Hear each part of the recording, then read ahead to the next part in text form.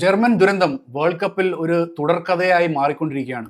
കഴിഞ്ഞ രണ്ട് edition of world കപ്പിൽ 2018-ലും 2022-ലും പ്രിലിമിനറി റൗണ്ട്സ് കഴിഞ്ഞിട്ട് ഗ്രൂപ്പ് സ്റ്റേജിൽ നിന്നും പുറത്തായ ജർമ്മനി ഈ വേൾഡ് കപ്പിൽ റൗണ്ട് ഓഫ് 32-ൽ തന്നെ പുറത്തായിരിക്കുകയാണ്.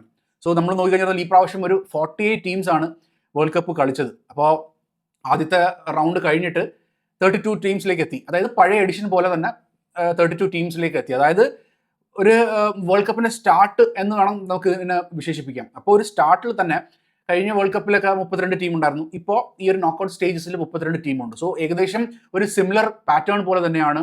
ഫസ്റ്റ് റൗണ്ടിൽ ഇവിടെയും തോറ്റു എന്നുള്ള ഒരു അവസ്ഥയാണ് ജർമ്മനിക്ക്. തോറ്റു എന്ന് മാത്രമല്ല, തോറ്റ് പുറത്താവുകയാണ് ചെയ്തത്. സോ അതും പെനൽറ്റി ഷൂട്ടൗട്ടിൽ.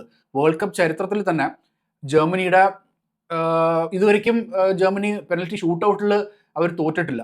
അപ്പോൾ വേൾഡ് കപ്പ് ചരിത്രം ഒരു രചിക്കുകയാണ് ചെയ്യപ്പെട്ടിരിക്കുന്നത് ജർമ്മനിക്ക്. സോ ആദ്യമായിട്ട് പെനൽറ്റി ഷൂട്ടൗട്ടിൽ അവർ വേൾഡ് കപ്പിൽ നിന്നും പുറത്താകുന്ന ഒരു അവസ്ഥയാണ് ഇപ്പോൾ കണ്ടത്. ജർമ്മനി വേഴ്സസ് പരാഗ്വേ, ഈ ഒരു ഗെയിമിൽ ബുക്കീസ് ഏറ്റവും കൂടുതൽ ഫേവർ ചെയ്തെന്ന് പറഞ്ഞാൽ ജർമ്മനിയാണ്. കാരണം എന്ന് വെച്ചാൽ പരാഗ്വേ എന്നുള്ള ടീം ഇതുവരെയ്ക്ക് നോക്കൗട്ട് സ്റ്റേജ് കടന്നിട്ടില്ല. ഇതുവരെയ്ക്ക് നോക്കൗട്ട് സ്റ്റേജിൽ അവർ ഗോളും സ്കോർ ചെയ്തിട്ടില്ല. അപ്പം അങ്ങനത്തെ ഒരു ടീമിനെതിരെ ജർമ്മനിക്ക് ഈസി ആയിട്ട് കളിച്ച് ജയിച്ച് മുന്നോട്ട് പോകാം എന്നുള്ള ഒരു പ്രവചനമായിരുന്നു ഒട്ടുമിക്ക ആൾക്കാരും ചെയ്തിരുന്നത്. പക്ഷേ അവിടെ നിന്നെല്ലാം വിപരീതമായിട്ട് ജർമ്മനി ആ ഗെയിം തോറ്റു. എന്താ പറയുക, ഇതൊരു എംബാരസ്മെന്റ് എന്ന് തന്നെ പറയാം. നാണക്കേടാണ്, ഇത്രയും വലിയൊരു നാണക്കേടാണ് ജർമ്മനിക്ക് ഉണ്ടായിട്ടുള്ളത്. 3 വേൾഡ് കപ്പുകളിൽ തുടർച്ചയായിട്ട് ഇതാണ് ഓപ്പണിങ്ങിൽ തന്നെ പുറത്ത് പോവുക എന്ന് പറഞ്ഞാൽ ജർമ്മനി പോലത്തുള്ള ഒരു മഹാശക്തി അവരെങ്ങനെ എന്താ പറയുക ഈ ഒരു അവസ്ഥയിലേക്ക് എത്തി എന്ന് ചിന്തിക്കുമ്പോൾ like we have no answers. അതൊരു മിസ്റ്ററി പോലെ തന്നെയാണ്. ജർമ്മൻ ടീം വളരെയധികം നിരാശപ്പെടുത്തി. കാരണം എന്ന് വെച്ചാൽ അവർക്കുള്ള പ്ലെയേഴ്സ് എന്നൊക്കെ പറഞ്ഞാൽ ബെസ്റ്റ് പ്ലെയേഴ്സ് ആണ്.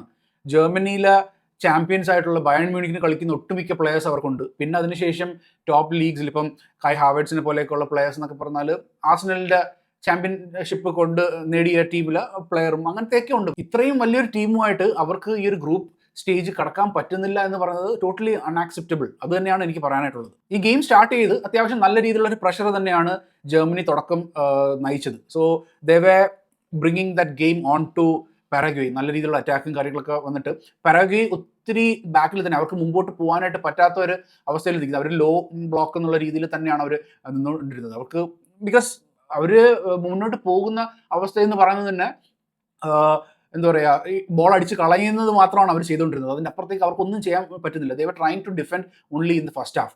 കുറേ പ്രാവശ്യം ഈ ഒരു അറ്റാക്ക് വന്ന് പ്രതിരോധിച്ച് നിന്ന് പരാഗ്വേ ഏറ്റവും അവസാനം ഫസ്റ്റ് ഹാഫിൻ്റെ അവസാനമാണ് അവർക്കൊരു കോർണർ കിക്ക് കിട്ടുന്നത്. അപ്പം ആ കോർണർ കിക്ക് കിട്ടിയപ്പോൾ എന്തോ ഒരു പ്രതീക്ഷ കണക്ക് വന്നു. കാരണം എന്ന് വെച്ചാൽ ഇത്രയും നേരം അവർ നിന്നെയാണ്. അപ്പോൾ ഒരേ ഒരു ചാൻസ് ആണ് അവർക്ക് അറ്റാക്ക് ചെയ്യാനായിട്ടുള്ള ഒരു ഇത് കിട്ടിയത്. അപ്പം അതിൻ്റെ അകത്ത് അവർ എന്തെങ്കിലും ഗോള് അടിക്കാനായിട്ടുള്ള ഒരു ശ്രമം നല്ല രീതിയിൽ ഉണ്ടാകുമെന്നുള്ളൊരു പ്രതീക്ഷ ഉണ്ടായിരുന്നു. ആൻഡ് അതേപോലെ തന്നെ കോർണർ കിക്ക് വരുന്നു, അവിടുന്ന് ബോൾ ക്ലിയർ ചെയ്ത് പരാഗ്വേയുടെ പ്ലേയേഴ്സിൻ്റെ കയ്യിൽ തന്നെയാണ് കിട്ടുന്നത്. പിന്നെ അവിടുന്ന് വരുന്ന ബോൾ ക്രോസ് ചെയ്യുന്നു, എൻസിസോ ആ ഗോൾ ഹെഡ് ചെയ്ത് ഗോൾ കയറ്റുകയാണ് ചെയ്തത്. നമുക്കറിയാം എൻസിസോ കഴിഞ്ഞ ബ്രൈറ്റൺ ടീമിനകത്തുണ്ടായിരുന്ന ഒരു പ്ലെയർ ആയിരുന്നു. സോ അവിടെ നിന്ന് ബ്രൈറ്റണിൽ നിന്നൊക്കെ പോയി. So we know his talent. നല്ല രീതിയിൽ കളിക്കാനായിട്ട് കേപ്പബിൾ ആയിട്ടുള്ള ഒരു പ്ലെയർ ആണ് എൻസിസോ.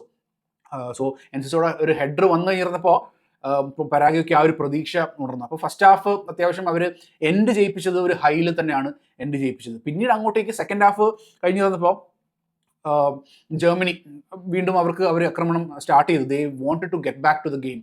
അപ്പോൾ അങ്ങനത്തെ രീതിയിൽ കളിച്ച് കൈ ഹാവേർട്സിന് കിട്ടിയിട്ടുള്ള ഒരു സൂപ്പർ ഹെഡർ, നല്ല കിടിലം ചെത്തി വിടുന്ന ഒരു ഹെഡർ ചെയ്തിട്ട് ഹാവേർട്സ് ആ ഒരു സമനില പിടിക്കുകയാണ് ചെയ്തത്. പിന്നെ അങ്ങോട്ട് കാണുന്നത് എന്ന് പറഞ്ഞാൽ ജർമ്മനി നല്ല രീതിയിൽ ആക്രമണം ട്രൈ ചെയ്യുന്നുണ്ട്. പക്ഷേ ഒരു എക്സിക്യൂഷൻ്റെ അകത്തുള്ള പിഴവ് അല്ലെങ്കിൽ അതൊരു കംപ്ലീഷൻ ആക്കാൻ പറ്റാത്തൊരവസ്ഥയിലാണ് ജർമ്മനി കളിച്ചുകൊണ്ടിരുന്നത്. And they were trying everything, പക്ഷേ ഒരു പൂർണ്ണത കിട്ടുന്നില്ല. ആൻഡ് എനിക്ക് തോന്നുന്നു ഇത് കോച്ചിങ്ങിൻ്റെ പ്രശ്നമാണോ അതോ പ്ലെയേഴ്സ് അവർ എക്സ്പ്രസ് ചെയ്യാത്തതിൻ്റെ പ്രശ്നമാണോ എന്ന് പറഞ്ഞിട്ട്. ജൂലിയൻ നാഗൽസ്മാൻ എന്നൊക്കെ പറഞ്ഞാൽ അത്യാവശ്യം സ്ട്രിക്റ്റ് കോച്ചിങ് ആണ്, ഇങ്ങനെ വേണം അങ്ങനെ വേണം എന്ന് പറയുന്നതാണ്. അപ്പം പ്ലെയേഴ്സ് ആ ഒരു രീതിയിൽ തന്നെ നിൽക്കുന്നുള്ളൂ. They are not trying to express themself. നമ്മൾ പണ്ട് കണ്ടിട്ടുള്ള കളികൾ എന്നൊക്കെ പറഞ്ഞാൽ അല്ലെങ്കിൽ നമുക്ക് അറിയാവുന്ന പഴയ ഫുട്ബോൾ എന്നൊക്കെ പറഞ്ഞാൽ കോച്ചുമാർ ഒരു ടാക്ടിക്സ് ആയിട്ട് പറഞ്ഞു വിടും, ഓക്കെ ഫൈൻ. എന്നിട്ട് പ്ലെയേഴ്സിനൊരു ഫ്രീഡം കൊടുക്കാറുണ്ട്. അവരുടെ അടുത്ത് പറഞ്ഞു വെച്ചാൽ ഗോ എക്സ്പ്രസ് യുവർ സെൽഫ്. നിങ്ങൾക്ക് ആ ഒരു സിറ്റുവേഷനിൽ എങ്ങനെയാണ് ചെയ്യണമെന്ന് നിങ്ങൾ ആഗ്രഹിക്കുന്നു അതേപോലെ ചെയ്യും എന്നുള്ള രീതിയിലുള്ള ഒരു ഫ്രീഡം പ്ലെയേഴ്സിന് മുമ്പ് കൊടുക്കാറുണ്ടായിരുന്നു. പക്ഷേ ഇപ്പോഴത്തെ ഒരു ലേറ്റസ്റ്റ് സ്റ്റൈൽ ഓഫ് ഫുട്ബോൾ എന്നൊക്കെ പറഞ്ഞാൽ സ്ട്രിക്റ്റ് ആണ്. ഇതിൻ്റെ അപ്പുറത്തേക്ക് പോകാൻ പാടില്ല. ഇപ്പം പെപ്പ് ഗാർഡിയോളയുടെ ഒക്കെ അണ്ടറിൽ ചെയ്യുന്ന പറഞ്ഞാൽ പെപ്പിൻ്റെ ഒരു സ്റ്റൈലുണ്ട്, അതിൽ തന്നെ നിൽക്കണം, അതിൻ്റെ അപ്പുറത്തേക്ക് പോകാൻ പാടില്ല. അങ്ങനെയാണ് ഉള്ളത്. അപ്പം സോ അതേ കണക്ക് തന്നെയാണ് ജൂലിയൻ നാഗൽസ്മാൻ. അപ്പം അതിൻ്റെ പുറത്തേക്ക് പോകാൻ പാടില്ല എന്നുള്ള ഇതാണ്. അപ്പം പ്ലെയേഴ്സൊന്നും കൂടുതൽ എക്സ്പ്രസീവ് ആകുന്നില്ല. അത് വളരെയധികം അവരുടെ ടീമിനെ അത് ബാക്കിലോട്ട് വലിക്കുന്നതാണ്. അപ്പം എക്സ്പ്രസ് ചെയ്യാൻ പറ്റുന്ന ഇതിലാണ് ഇപ്പോൾ നമ്മൾ പ്രോപ്പറായിട്ടുള്ള സ്ട്രീറ്റ് ഫുട്ബോളൊക്കെ കാണുന്നത്. ഇപ്പോൾ ഫോർ എക്സാമ്പിൾ റൊണാൾഡീഞ്ഞോനെ പോലെയൊക്കെ പ്ലെയേഴ്സ് അവരൊരു സിസ്റ്റം ബേസ് ആയിട്ട് കളിക്കുന്ന പ്ലെയേഴ്സ് ഒന്നുമല്ല. അവർക്ക് അറിയാം ഈ ഒരു സിറ്റുവേഷനിൽ ഇങ്ങനെ കളിക്കണം, അല്ലെങ്കിൽ അവർക്ക് അങ്ങനെ ഫീൽ ചെയ്ത് നടക്കത്തുള്ള ഒരു ഗെയിം വരും. അപ്പോൾ അങ്ങനെയാണ് ആ ബ്യൂട്ടി ഓഫ് ഫുട്ബോൾ വരുന്നത്. ഇപ്പം ഇതിൻ്റെ അകത്ത് പറഞ്ഞാൽ അതൊന്നുമല്ല, എല്ലാം സ്ട്രക്ചേർഡാണ്.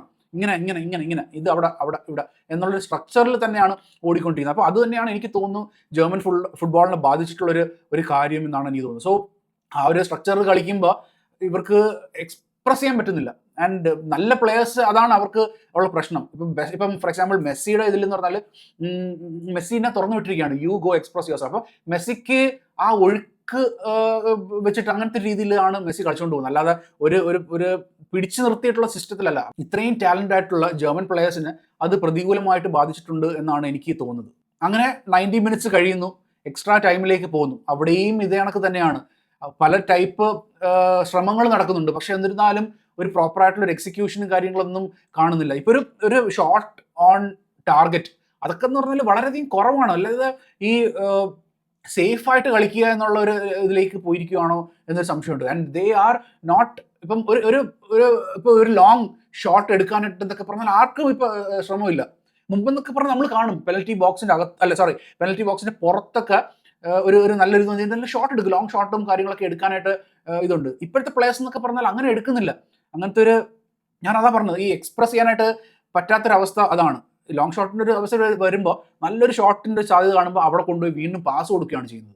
ആൻഡ് അങ്ങനത്തെ ഉള്ള ഒരു കളി ശൈലി ടീമിൻ്റെ മൊത്തത്തിലുള്ള ഒരു ഘടനയെ തന്നെ അത് ബാധിച്ചു. പിന്നെ അതിനുശേഷം എങ്ങനെയെങ്കിലും തട്ടിമുട്ടി അവർ കളിച്ച് അവസാനിപ്പിച്ചു ആൻഡ് പെനൽറ്റി ഷൂട്ട് ഔട്ടിൽ പോയി. ഇതിൻ്റെ ഇടയ്ക്ക് വെച്ച് മറ്റൊരു കോൺട്രവേഴ്സി സംഭവിക്കുന്നു. ജോണതൻ ടാ ഒരു ഹെഡർ ഗോളിലൂടെ ജർമ്മനിനെ മുമ്പിലെത്തിക്കുന്നു. സോ എല്ലാവരും വിചാരിച്ച് ജർമ്മനി ഇതോടുകൂടി ജയിച്ചു എന്നുള്ളതാണ്. പക്ഷേ വാർ ഇൻ്റർവീൻ ചെയ്തിട്ട് അവിടെ റെഫറി എടുത്ത് പോയിട്ട് മോണിറ്റർ ചെക്ക് ചെയ്യാൻ പറയുന്നു. മോണിറ്റർ ചെക്ക് ചെയ്യുന്ന റെഫറി കാണുമെന്ന് വെച്ചാൽ ജർമ്മൻ പ്ലെയർ ഇവരുടെ ഗോൾ കീപ്പറിന്, പരാഗ്വേയുടെ ഗോൾ കീപ്പറിന് ഒന്ന് ജസ്റ്റ് ഒന്ന് ബോഡി ടച്ച് ചെയ്തിട്ട് നിൽക്കുകയാണ്. അപ്പം he's not watching the body touch ചെയ്തിട്ട് വിടുന്നു. അപ്പം ഗോൾ കീപ്പർ ആ ഒരു മോഷനിൽ തട്ടി ജസ്റ്റ് ഒന്ന് ഇരുന്ന് ചാടി അപ്പോഴത്തന്നെ എണിക്കുകയാണ്. അപ്പോഴത്തേനും ഗോൾ കയറി.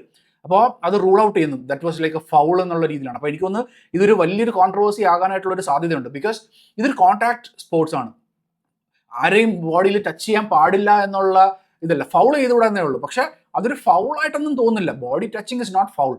അപ്പോൾ ഇവിടെ അതാണ് സംഭവിച്ചത്. അപ്പോൾ ആ ഒരു ഗോള് റൂൾ ഔട്ട് ചെയ്തതോടുകൂടി എന്താ പറയുക, ജർമ്മനിയുടെ ഒരു പ്രതീക്ഷ മങ്ങുവാണ് ചെയ്തത്. അപ്പോൾ അതിനുശേഷം അവർ ലാസ്റ്റ് പിന്നെ പെനൽറ്റി ഷൂട്ടൗട്ടിലേക്ക് എത്തുന്നു. അപ്പോൾ പെനൽറ്റി ഷൂട്ടൗട്ടിലാണ് ഈ കഥ മൊത്തം മാറുന്നത്. പെനൽറ്റി ഷൂട്ടൗട്ടിൽ എത്തുമ്പോൾ എല്ലാവർക്കും അറിയാം ജർമ്മനി ഇന്നേ വരയ്ക്ക് വേൾഡ് കപ്പിൽ പെനൽറ്റി ഷൂട്ടൗട്ടിൽ തോറ്റിട്ടില്ലാത്തൊരു ടീമാണ്. സോ അവർക്ക് പ്രതീക്ഷ ഇതാണ്. പിന്നെ അവരുടെ ഗോള് വല കാക്കാനായിട്ട് നിൽക്കുന്ന പറഞ്ഞാലും ഐതിഹാസിക താരം മാനുവൽ നോയർ. അപ്പം ഇരട്ടി പ്രതീക്ഷ. പക്ഷേ എല്ലാ പ്രതീക്ഷകളും തകിടം മറിച്ചുകൊണ്ട് ആദ്യമേ കൈ ഹാവേർട്സ് ആ ബോൾ കറക്റ്റായിട്ട് ഗോൾ കീപ്പറിൻ്റെ കൈകളിൽ എത്തിക്കുന്നു ആൻഡ് തട്ടിയിട്ട് സേവ്. പിന്നീട് അതിന് ശേഷം കാണുന്ന പറഞ്ഞാൽ നിക് വോൾട്ടമാഡ്, അവനും ആ ഒരു എന്താ പറയുക ബോള് ഗോൾ അടിക്കാനായിട്ട് പറ്റാതെ പോകുന്നു. അങ്ങനത്തെ ഒരു സാഹചര്യത്തിൽ നിൽക്കുവാണ്. ആൻഡ് ജർമ്മനി 2 ഗോളിന് പിറകിൽ. പിന്നെ അതിനുശേഷം കാണുന്ന പറഞ്ഞാൽ പരാഗ്വേയുടെ പ്ലെയർ ബോൾ അടിച്ച് പുറത്ത് കളയുന്നു. ഓക്കെ, അപ്പോൾ ഒരു പ്രതീക്ഷ. പിന്നെ സെക്കൻഡ് എന്ന് വെച്ചാൽ ലാസ്റ്റ് അടിക്കാൻ വരുന്ന പ്ലെയറിൻ്റെ ഷോട്ട് അങ്ങനെ മാനുവൽ നോയർ തട്ടിയിടുകയാണ് ചെയ്യുന്നത്. സോ ജർമ്മനിനെ ഓൺ ലെവൽ ടേംസിൽ എത്തിക്കാനായിട്ട് മാനുവൽ നോയർ അവിടെ ശ്രമിച്ചു ആൻഡ് ഹി വാസ് റൈറ്റ്. അപ്പോൾ അങ്ങനത്തെ ഒരു എത്തി. അപ്പോൾ നമുക്ക് ഇനിയൊരു പ്രതീക്ഷ എന്ന് പറഞ്ഞാൽ okay fine, on level terms എത്തി, ഇനിയിപ്പോൾ ജർമ്മനിക്ക് തിരിച്ചു കയറാം എന്നുള്ളൊരിതാണ്.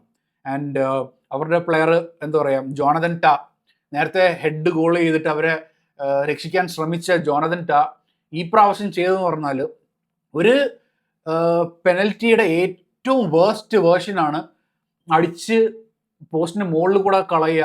എനിക്കറിയാൻ വയ്യ ഈ പെനൽറ്റി അടിക്കുക. ഇത്രയും പ്രൊഫഷണൽ പ്ലെയേഴ്സ് എന്ന് പറഞ്ഞാൽ ഡെഫിനറ്റ്ലി പ്രഷറും കാര്യങ്ങളൊക്കെ നമുക്ക് അറിയാം, that is part of it. എന്നിരുന്നാൽ പോലും നിങ്ങൾ ഗോൾ പോസ്റ്റിൻ്റെ അകത്തടിക്കൂ. ഇപ്പം അത് ഗോൾ കീപ്പർ സേവ് ചെയ്ത് കഴിഞ്ഞാൽ അറ്റ്ലീസ്റ്റ് അതൊരു സേവ് എന്തെങ്കിലും പറയാം. പക്ഷെ ഇതിനെന്താ ഉത്തരം പറയുക? ഒരു പ്രൊഫഷണൽ പ്ലെയർ നിങ്ങൾ ഉരുട്ടിയെങ്കിലും അടിച്ചു കൊടുക്കുക, അതിപ്പം ആ സൈഡിൽ ഗോൾ കീപ്പർ ചിലപ്പം ഓപ്പോസിറ്റ് സൈഡിലായിരിക്കും പോകുന്നത്, ഗോൾ കയറാം. ഇപ്പുറത്താണെങ്കിൽ ഗോൾ കീപ്പർ അത് ഉരുണ്ട് വരുന്ന ബോൾ അറ്റ്ലീസ്റ്റ് തട്ടി സേവ് ചെയ്തെങ്കിലും പറയാം. സോ അങ്ങനെ അതോടുകൂടി ജർമ്മനിയുടെ വേൾഡ് കപ്പ് ഡ്രീംസ് അവസാനിക്കുകയാണ് ചെയ്തത്. സോ എനിവേസ് മാനുവൽ നോയർ ആ താരം ഇതിഹാസം ഇതോടുകൂടി വേൾഡ് കപ്പിൽ നിന്നും പടിയിറങ്ങുന്നു. എനിക്ക് തോന്നുന്നു ജർമ്മൻ ടീമിന്റെ കുപ്പായം എന്നേക്കുമായിട്ട് അഴിച്ചു വെക്കാനായിട്ടുള്ള ഒരു സാധ്യതയും ഇതിനോടുകൂടി കാണുന്നുണ്ട്. So anyways like to the legend Manuel Neuer, hats off, because you have been a true great to this game of football. So next world കപ്പിൽ ഇനി ജർമ്മനിക്ക് ട്രൈ ചെയ്യാം. സോ ഈ ഒരു 32 ശാപം, റൗണ്ട് ഓഫ് 32 അല്ലെങ്കിൽ 32 ടീംസിന്റെ ലെവലിലുള്ള ശാപം മാറി അടുത്ത വേൾഡ് കപ്പിൽ കുറച്ചുകൂടെ മുന്നേറാനായിട്ട് ജർമ്മനിക്ക് സാധിക്കട്ടെ എന്ന് നമുക്ക് പ്രതീക്ഷിക്കാം. ഓക്കെ, സോ ഈ വീഡിയോ വാച്ച് ചെയ്യുന്ന നിങ്ങൾ ആരെങ്കിലും ചാനൽ സബ്സ്ക്രൈബ് ചെയ്തിട്ടില്ലെങ്കിൽ please subscribe to the channel. പിന്നെ ഈ വീഡിയോക്ക് ഒരു ലൈക്ക് തന്ന് ഹെൽപ്പ് ചെയ്യുക, ഓക്കെ, ആൻഡ് സപ്പോർട്ട് ചെയ്യുക. So thank you so much. Take care. By.